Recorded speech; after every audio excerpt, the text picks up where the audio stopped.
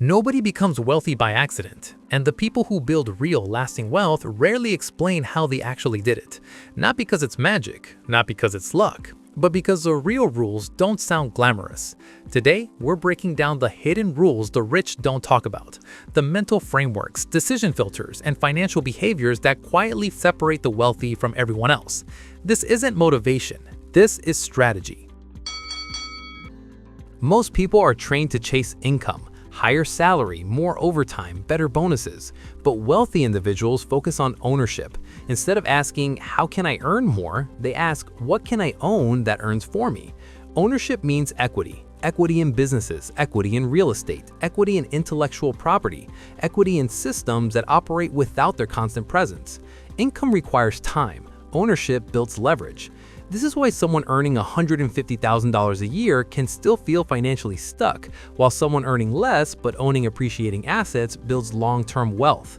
Hidden rule: if you don't own something that grows while you sleep, you're still trading time for survival. On social media, wealth looks like watches, cars, and penthouses. But the real flex? Control over time. Wealthy individuals hire early, they delegate early, they automate early. They buy back hours before they buy status symbols, because time is the only non-renewable asset. Every hour saved can be reinvested into strategy, relationships, new opportunities, thinking. And thinking time is where asymmetrical opportunities are found. Hidden rule: the rich protect their time more aggressively than their money. Average people are taught to fear debt. Wealthy individuals differentiate between bad debt and strategic debt. Bad debt funds consumption. Strategic debt funds assets. A financed liability drains cash flow. A financed asset compounds it.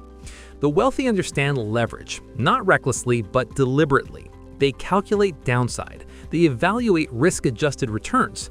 They ensure cash flow covers exposure. Debt becomes a tool, not a trap.